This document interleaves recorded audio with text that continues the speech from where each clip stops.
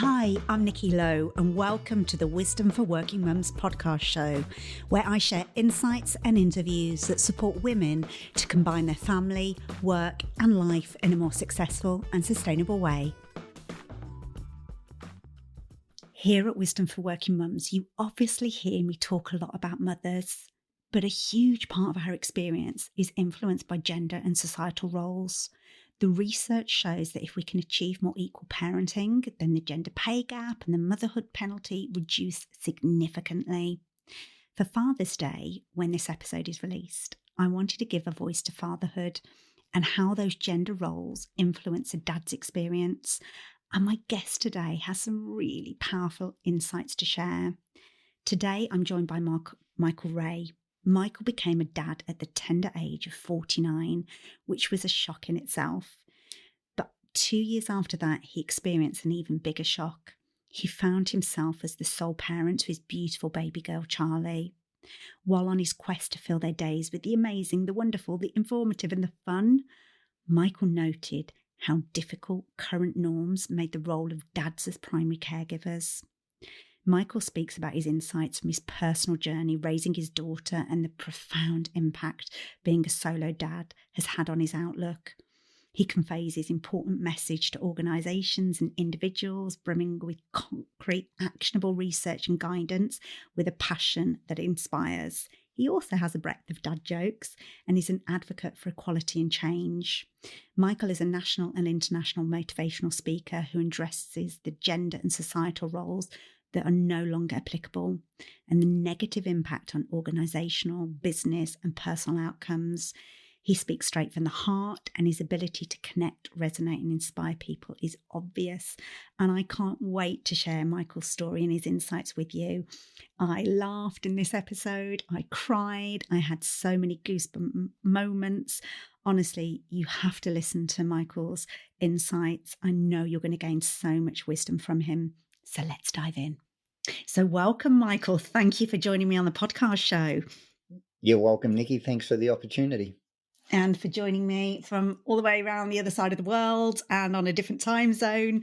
It's a real pleasure to have you here because I've been following you and your story on social media for a while. I think I found or discovered you on LinkedIn a couple of years ago. And we said that we'd like to make this conversation happen. And I'm so glad we have. So for those that may not know you, can you share your story with us? Take us back to really when you became a dad and the journey that you've gone on. Oh, Nikki, we'll go back even a step further than that. I grew up in a typical heteronormative household where dad worked, mum ran the household. They raised 3 kids. 2 of them turned out pretty good, and then there was me. But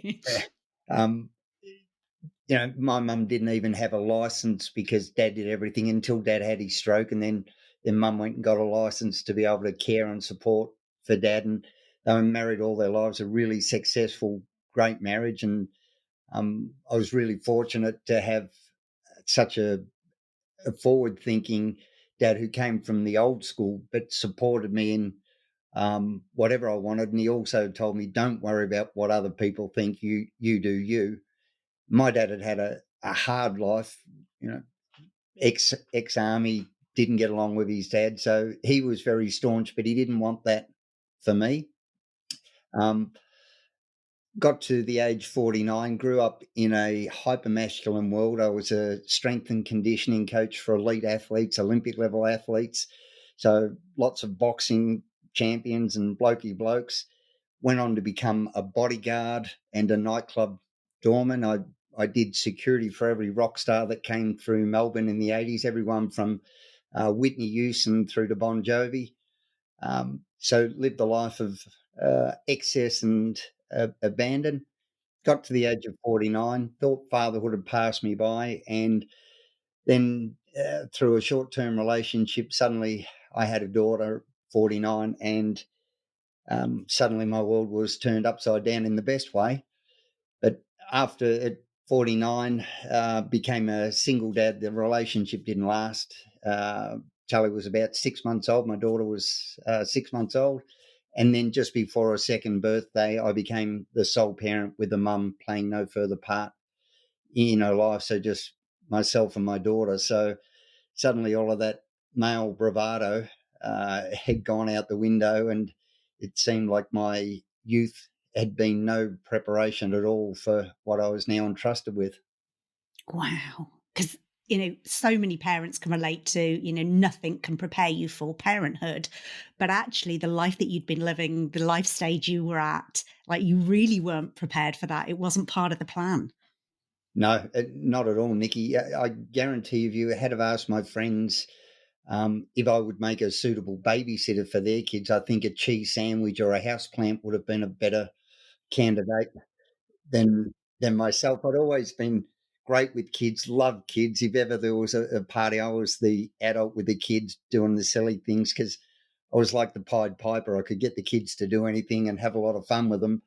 But suddenly, my male bravado and all that bluff and heroics that had got me through, I'd stood between John Bon Jovi and a screaming pack of 16-year-old girls, but nothing had filled me with as much fear and doubt as being solely responsible for a little, 18-month-old baby girl. And just suddenly I was consciously incompetent and so scared.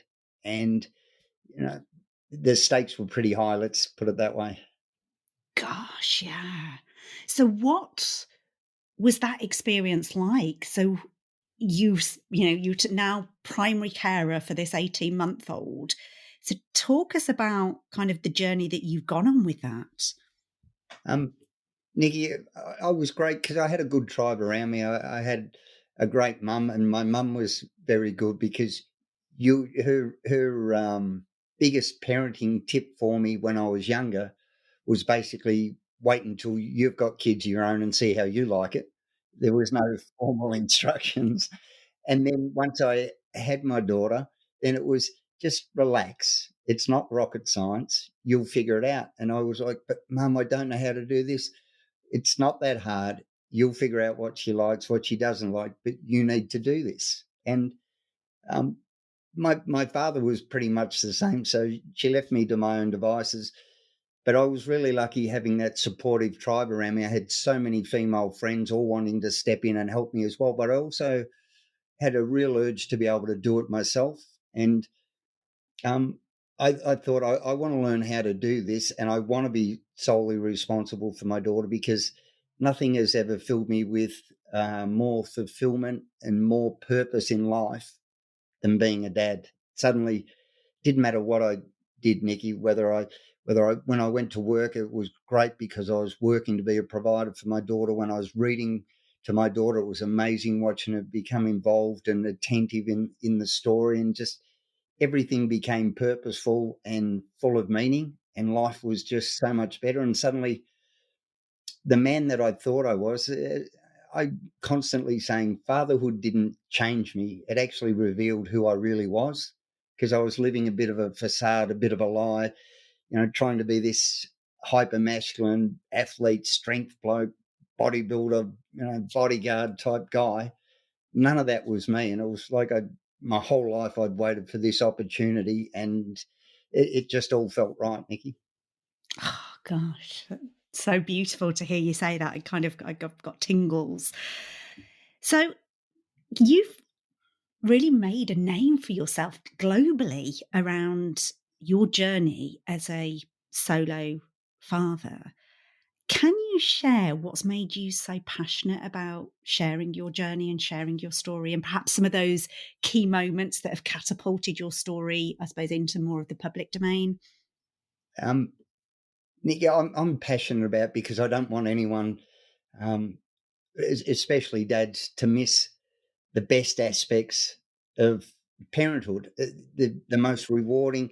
It's just the best. And if I could share it with every guy, I would. And the old breadwinner, provider, um, you know, handing things off to mum because that fetishized Disney depiction of motherhood, where it's only a mother's love, mother knows best, um, maternal instinct that puts a lot of pressure on mums, and it also makes dad step back into assistance role because I honestly believe it's just natural. It's just women just know.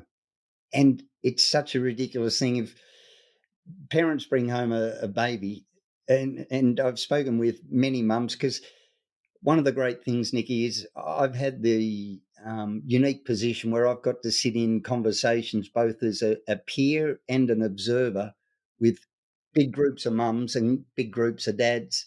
And when their guards are down and they speak, and I think, gee, if you guys could get together in a room and speak like this without your judgments and stereotypes, you're so similar. You've got more in common than what divides you. And I'm often asked, do dads parent differently to mums? And mums parent differently to mums, so why shouldn't dads? We're not all the same. There's basically only four parenting styles. There's authoritarian, authoritative, permissive, and negligent. There's a bigger variance between parenting styles with all of us. So dads may have a slightly different style, promote a little bit more risk taking and roughhousing, but we're just as capable as nurturing, being compassionate and empathetic, and providing what our children needs. The same as mums are just as able to encourage risk taking and roughhousing and all of those other things that are normally associated with fathers. And the biggest thing that I've learned, Nikki, is personality traits don't have genders. They just don't. You know, men are empathetic, men are caring, men are brave, women are brave, women are empathetic. And this whole world that we've created at the moment around gender equity, sometimes I think they're making it worse. They're creating more division when we hear women are like this, men are like that. No, that person is like that, and that person, because I keep getting told that, oh, Michael, you're the exception to the rule. And that's why I say rules don't have exceptions. Stereotypes do. Rules are rules. Stereotypes have exceptions. And if you keep saying, well, he's an exception to the rule, no, he's an exception to the stereotype. And stereotypes can get in the rubbish bin of history for all I care. I love that. So much wisdom in that. And am I right in saying that there was a particular incident with your daughter at her dance class that really brought home the challenges of these stereotypes in your life? 100%, Nikki. This is where it suddenly dawned on me that suddenly I was facing some of the barriers that women had faced, but it wasn't because I was a male, it was because I was a parent. But in this instance, it was particularly because I was a male trying to go in. My daughter had taken up ballet because that's what little girls did. So she didn't have the desire to do it. But I thought, well, she's 3-year-old. I'm a big macho muscle man. I'm not going to take her to the gym or the boxing. So little girls need to go to ballet. So off to ballet we went. So again, I was falling into that stereotype. 3-year-old ballet concert was great. I'm the biggest sook. I'm getting teased by the mums about always crying. I'd become emotionally incontinent since I'd become a dad. I've gone from never crying to just, a, a telecom ad, someone calling home at Christmas. It had me, blubbering like a baby type thing. But then we got to the 4-year-old ballet concert and we got the information for the pack. And all the way through the information, there was things like mothers need to be present for the full 3-hour dress rehearsal. Mothers need to ensure that the lipstick is this shade. Mothers need to ensure that the ballet bun is done in line with the proper way to do it. And right then there's a special Mummy and Me ticket offer. And right at the end, and of course, there are no males allowed in the backstage area. So all my life, Nikki, I've gotten used to substituting mum for dad in books because a recent meta-analysis of 160 of the most popular children's books showed that fathers weren't represented or were less present. So I would read books to Charlie, and because her mum wasn't in her life, I would swap in mum for dad. And I'm no Dr. Zeus, so the rhyme would be completely ruined. But we would get this. I just thought it was just a standard form letter, and I've been at the school now for 2 years, and it was just an oversight.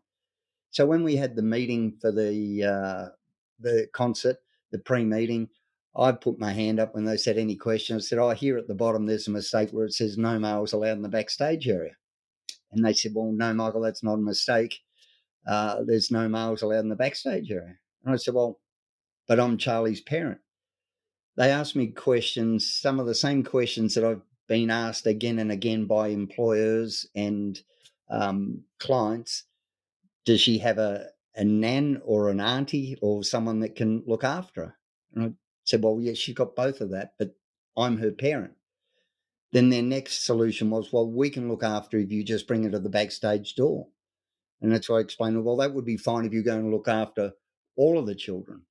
And then the next comment was, well, Michael, it's not about you. It's about the other little girls. And I said, well, you're half right. You're exactly right. It's not about me. It's not about all of the other girls. It's about my daughter, Charlie, being the only child backstage without a parent to share her excitement and calm her nerves. I cannot, under any circumstances, think of a reason why my daughter should be sitting there and look around the room going, with a parent, with a parent, with a parent, with a parent. And here I am on my own through no fault of her own and just because of our family structure. And at that point, Nikki, we were going through our marriage equality um, plebiscite here in Australia, fighting for the right for marriage equality. And that's why I explained to them, soon you're going to have two mums, two dads. What are you going to do then? You're meant to be the contemporary liberal arts, the bastion of free thinking, acceptance, and all this. And it went on a little bit, and the other mums stuck up for me, and they said, well, if Michael's not allowed backstage, then we're going to boycott as well. We don't have a problem with Michael. And then they said, oh, it's a child protection issue. And then I explained to them, so you're saying that it's safe for my daughter to be the only child without a parent while all the other children have a parent to protect them. So, and Nikki, I explained, I sent them a really nice letter, said, look, we can work through this, but I didn't create the problem. You've created an event and it's excluding not only me, but my daughter as well. So if you're going to run these events, you need to be inclusive. One of the other mums just happened to know a journalist, and I got a phone call from one of our national papers, and she asked if she could ring them. They did a no comment interview. She ran the story. Next minute, it had gone global. It was worldwide and they overturned the ban. And it was fair to say when I walked back in there, Nick, I was a little bit sheepish because it was everywhere. But from that, Disney reached out. I ended up writing for parenting magazines. And then suddenly it all became my ignorance and my innocence had been ripped away. And it's, gee, how can women ever achieve the equality that they've been fighting so hard for if men aren't enabled, encouraged, and expected to be equally responsible for raising the next generation? So I just couldn't understand the concept. I'm saying, yeah, but if men can't do it, women have to do it. And if I had have been with a partner and she had have been in a career that said, well, you can't take time off to do the rehearsals, what would the accommodation be for that as well if dads can't do it? And that's where I think we've lost our pathway a lot with a lot of the equality initiatives that we have. Most of them were conceived in a time where dads were either considered unable, uninterested, or unsuitable, or all three, to raise children. So it was a matter of let's support mum to work outside, to chase opportunities outside of the home, as long as we can have her maintaining her responsibilities within the home. And then we wonder why women are suffering so much burnout and mental load and everything. We've just made it worse for them because dad's still plodding along at his normal things and going, well, my workplace says I can't do it. So, but mum's says she can do it. So mum's working flexibly, mum's working part-time because those jobs are suited for women, whereas we haven't facilitated men to be doing the same thing. Absolutely. Oh my God, Michael, the way that you navigated that situation just listening to how you lent into it with like open-minded compassion, but holding your boundaries for your daughter. Wow. And, what that's led to in terms of you advocating for equality and change is just huge. So I'm wondering what other experiences you've had like that have shown you where the inequalities exist for you as fathers, but also for on the flip side for mothers. Because I'm imagining once you start to see it, you can't then unsee it. Yeah. Nikki, we've been abused and challenged for using parents' rooms at shopping centres. It's made me realise when we were at a park and I was changing my daughter on one of the benches, and one of the less than understanding women said, "That's not the place to do it. You should be doing it in the toilets." And I said, "Well, I'm not going to do it on the floor of the toilet. I'm sorry." And she said, "No, use the change table." And I said, "Well, there's no change table in the men's toilets." And she actually said, "You're kidding." I said, "No." And there was no parents' room at this park. And so it made me realise that currently here in Australia, 1 in 5 single parent households are fathers. So when you put your hand up, that's why I say just close your fingers. That's the single father household. The fastest growing family demographic in Australia is also single father households, estimated to increase 40 to 65% by our 2041 census. Now, we've gone through and retrofitted syringe disposals in every toilet in the country, but not one change table in a male toilet. So the inference is men are more likely to be diabetics or drug users than actually change a nappy. And all of these little things that flow on their own, they don't seem a lot. But then when you add in the media depictions of fathers, apart from Bluey, I'm not sure if you've seen Bluey. Yes, we love Bluey in our house. Yep. Yep. I can't think of one respectful representation of a contemporary father in media. We've got everyone from all the way back to Fred Flintstone, George Jetson, Al Bundy, Peter Griffin, Homer Simpson. And then when you look at it on the other side, where you've got the mums, as it said again, that Disney depiction of all of these perfectly manicured and unflappable mums who are doing it so well and just able to, look after the bumbling dad and the children. Is it any wonder that dads don't have to lift their game? Because as long as we don't drop them too often, I remember the first time, Nikki, I turned up and I'd done a French braid in my daughter's hair. You would have thought I'd cured cancer. Like, oh my goodness. And how did you do that? And I went and had lessons to do it because, again, Nikki, I was consciously incompetent. And when I say to dads, when I coach them and speak to the organisations, I said, if you were promoted to a new job, you wouldn't expect to have all the skills and faculty that you need to be able to do that job. So you would either have a mentor or someone that take you through the job as an apprenticeship. So I went to a hairdresser and said I need to have lessons to be able to do my daughter's hair. In the end, I became so proficient that it became a point of pride for me. But one thing that happened at a party that still sticks with me, Nikki, my daughter wanted to do her own hair. She was going to a party and it was okay, you could do it. And I honestly felt like walking behind her with a sign saying, I didn't do it, she did it. I couldn't believe how I was worried about being judged.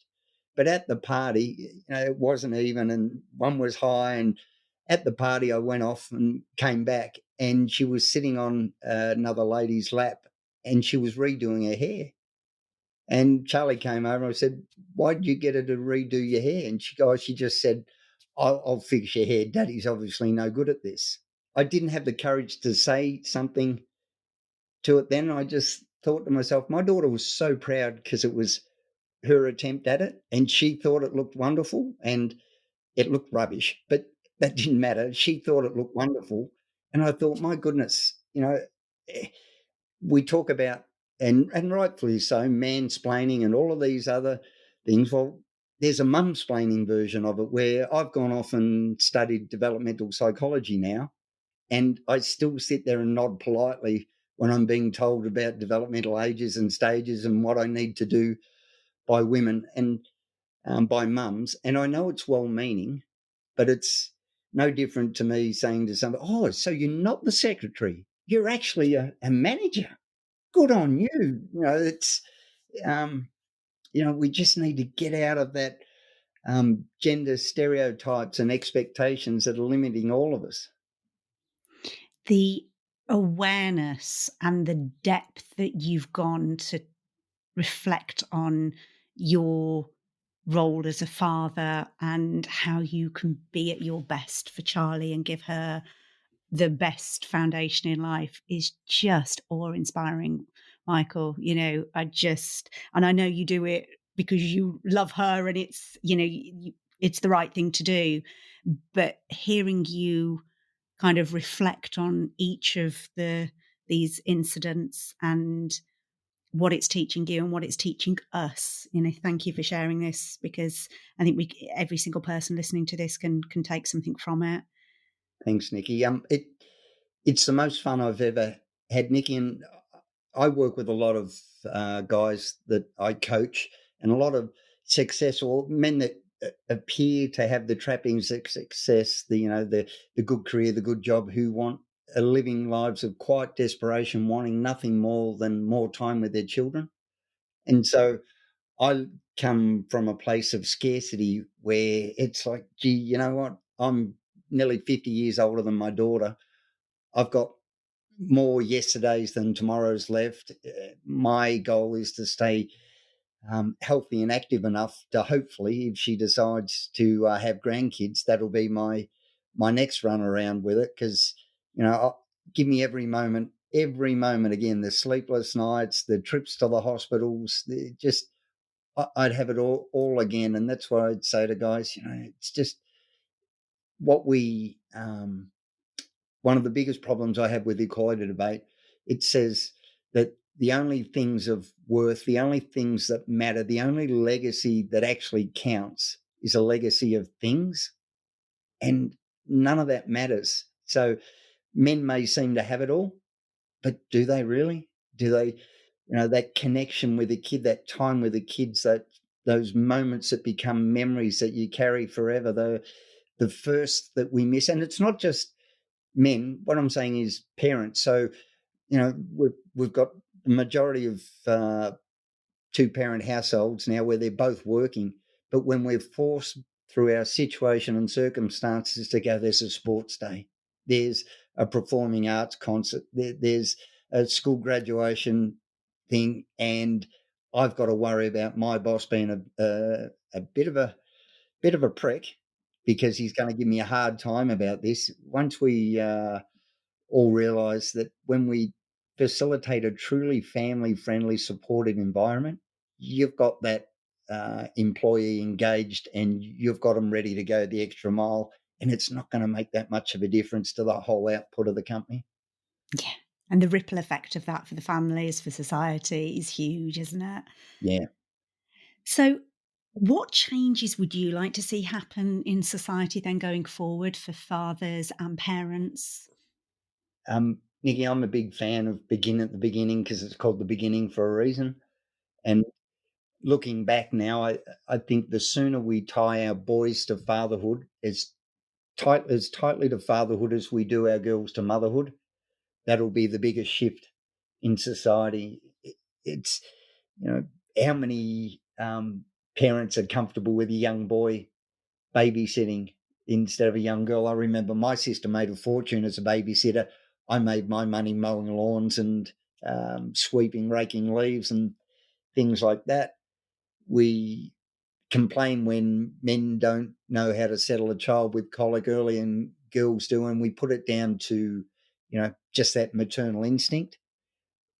There's nothing natural about maternal instinct. It's not something that just comes naturally just to women. It comes to parents. And I don't want to ever be called a good father. I want to be a good parent because we have that two different standards. If a mum has a great career, she's not a great mother. If a dad has a great career, he's a great father and he's a great provider, even though he'll have no real involvement, engagement, or presence in his kid's life. I want to get rid of all of that stuff so that there's genuine choice. So here in Australia, the Workplace Gender Equality Agency reports that while 70% of workplaces now have a formal policy for flexible engagement and flexible work, less than 2% have set targets for men's engagement in that. So, we wonder why school calls, mums workplaces in the 70% that does have that support. Bub's going to need 2 days off school, flexible work, mum's place can do it. Dad's is in the 98% that doesn't. That's not gender. That's a structural and systematic thing that we've put in place that isn't doing it.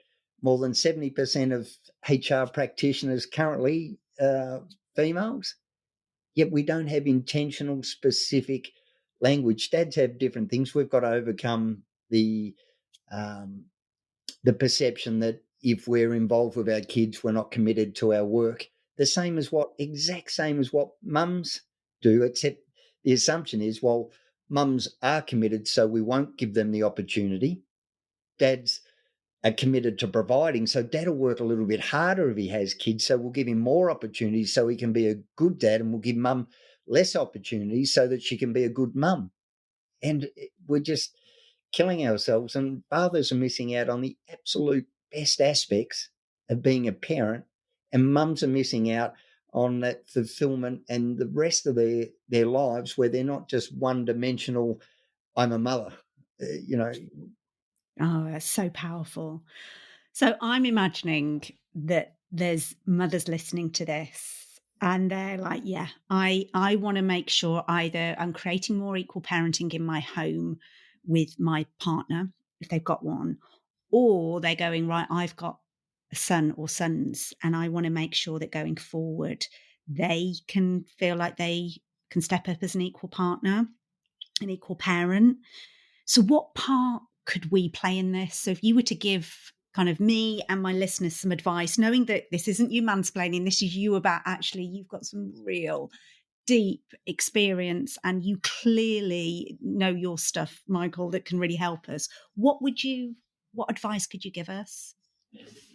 Nikki, I coach, as I said, a good group of men who are really committed to this. And there's always two prime barriers that they strike. It's either workplace and the commitments that they have because they've started off where they've built up without a family. They need the income to keep going, so it's hard to step back. But one of the other top two is what's called maternal gatekeeping. So mums not letting them have their go. And I had it in the beginning with my daughter. That's one of the reasons that caused some friction. It caused some friction with some female friends who kept telling me how to do and what to do. I coached one dad whose his partner went away for a weekend for the first time. The daughter was 9 months old, and he showed me he had a 3-page list with hour by hour of what to do, an agenda.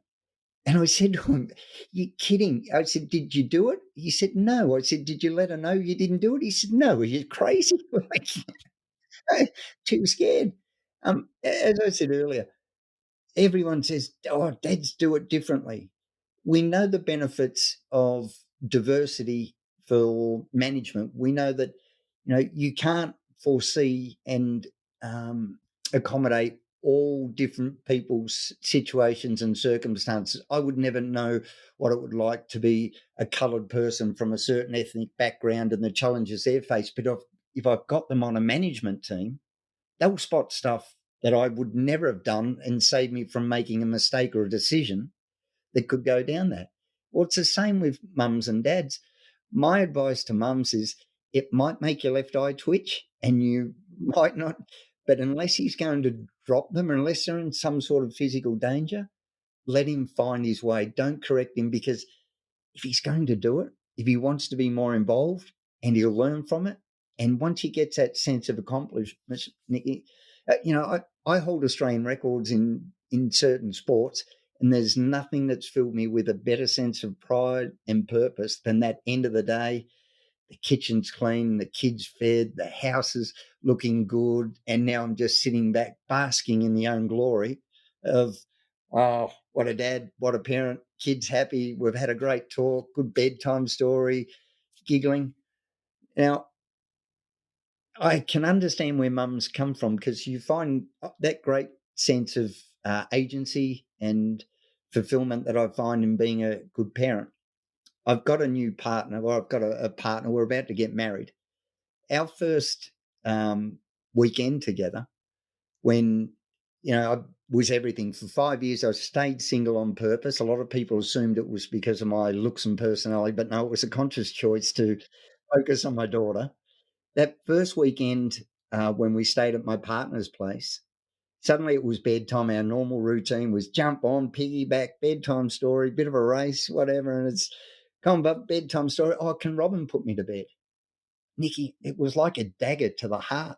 I'd become a dirty sock in an instant. It was just, I was of no use, and I could not believe how much it impacted me. And that's why I always explain to the guys I coach, you can't just storm in and now go, Michael says that this and this is what I'm going to do. And this, you've got to realize how important it is, and how women are under that pressure to carry that load and that mantle because of those outdated gender expectations, just as you are to earn more, or to be a leader, or to be the breadwinner or the protector. And women are under that same pressure. So you've got to make sure that they're comfortable in stepping back. So whether it's, set times where you take over and, roster it, however you do it, you've got to be considerate. But mums, you've got to create that space. Don't give advice. Let them figure out, and just, like I said, that left eye might be twitching, and you might be thinking, I could have done this in 2 minutes, and, that nappy's going to leak, and it's natural consequences. If the nappy leaks, he'll learn, and let him deal with it. Don't fix his mistakes. If he asks you for advice, of course, give it, but rather than give advice, ask questions. So I do it this way. This is what you need to do, would be, well, how do you think you could have done it differently? Or why do you think she's crying? What else could you check?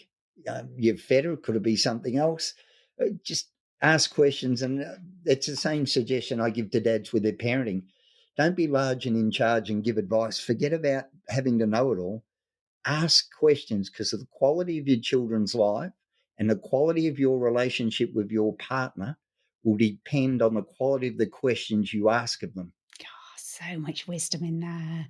And I love how your mum and dad role modeled that for you about stepping back and going, you'll figure it out. They empowered you to fully step into your role and into your, it sounds like, your purpose in life. It's just so beautiful to hear. And I you, Charlie, I can only imagine how proud she is of you as a dad, and the journey that you've gone on. So if there's just one thing, because we've covered so much, but if there's just one thing that you hope someone who's listening to this podcast takes away, what would you want that to be? There's no such thing as a perfect parent. And I think we judge our parenting on our children's behavior.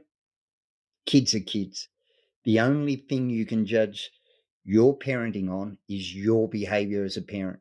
So you've got to be that unflappable. Doesn't matter what the kid's done, you've got to have that standard, um, you know, just their learning. All behavior is communication. What are they trying to communicate? What part are you playing in it? And if you find your child testing your limits and pushing your buttons, you've got to ask yourself, why are your limits and buttons at a place where that child can reach? Is it work pressures? Is it other things? All the rest of it? Because we're all going to be triggered by certain things, but it's whether you're loaded or not when that trigger gets pulled. So triggers are everywhere. It's whether you go off or not because of the trigger. So just relax and enjoy it. It it's what life's about for me, Nikki. And as I say, I'm lucky. I've got the easiest kid in the world, and I'm in a really fortunate position to have been able to set my life up where everything wasn't rushed and harried. But a lot of the times I get asked, "Well, how do you manage as a single dad?" And I say, "Well, like most single parents, only just sometimes." I go, "No, as a bloke with a daughter." And it's like, well, why would that matter? I have the same battles as a single mum, but I'm looked at as a bit of a hero because, he's a dad doing it on his own, whereas a lot of mums are looked down on, or, single mum welfare, all of those negative stereotypes. And we just need to get rid of it and just go, you know what? Whether your kid's having a tantrum in the middle of Tesco's, I'll use the English one, Tesco's aisle, or whether they're behaving perfectly, at a coffee shop, sitting quietly covering, every parent's doing their best. You don't know what they're going through. You don't know their situation and circumstances. Just give them a little smile and a little, we've all been there. The quiet one might become the loud one day, and the loud one might become the Nobel Prize winner one day, but we're all doing our best.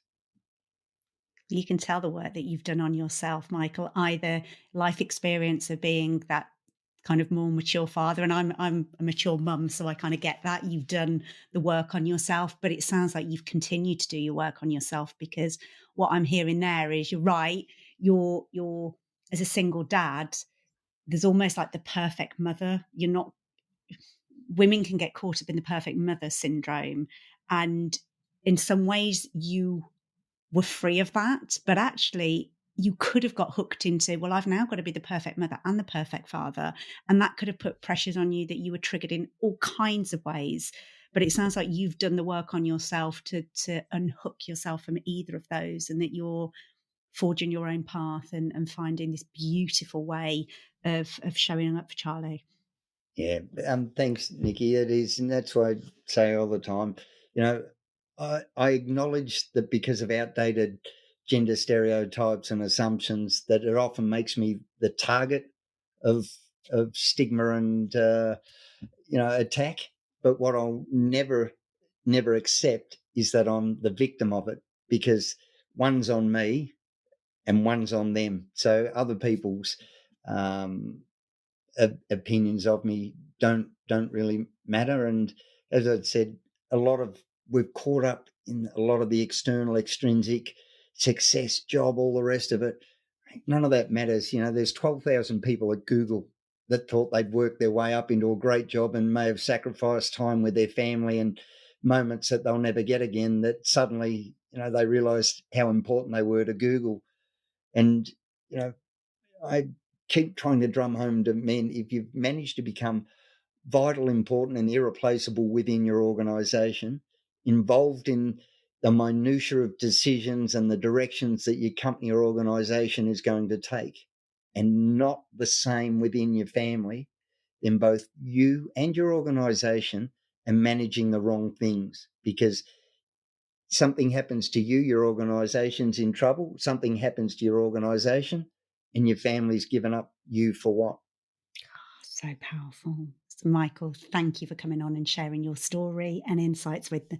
So I've had so many tingle moments during this conversation and teared up at several points, and I'm sure people listening will have too. So how can people find out more about you and your work? Where would you point them to? LinkedIn, I'm probably the most active on. I've got a website, which is michaelray.com.au. I've got a Facebook page, Michael Ray Solo Dad. I've got a book out called Who Knew? From Bouncing and Barbells to Ballet and Braids, with the forward written by Maggie Dent. I'm not sure if you know of Maggie, one of Australia's leading parenting authors and educators. And I'm about to get married, so we're about to write a book with my soon-to-be wife on blended families and some of the difference, because she's got a completely different upbringing and parenting style to me, and how we manage that. Oh, gosh, and I know so many of my listeners will be interested in that, because blended families is often a subject when I'm asked what would you like me to cover. So maybe when that book comes out, we'll get you back, Michael, and we can dive into that. But congratulations on the wedding. Good luck with that, and I wish you all the best. Thanks, Nikki. I really appreciate the opportunity, and have a look on LinkedIn, because I'm baking the best 3-tiered wedding cake you've ever seen. It's going to be a work of art, and I'm the one actually making my bride-to-be's wedding dress as well. So there'll be some pictures of me sewing that for her. Can't wait. I will be checking those out. So thank you. Thanks very much, Nikki. If you've enjoyed this episode of Wisdom for Working Mums, please share it on social media and with your friends and family.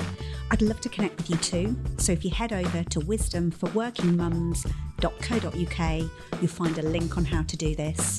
And if you love the show and really want to support it, please go to iTunes, write a review and subscribe. You'll be helping another working mum find this resource too. Thanks so much for listening.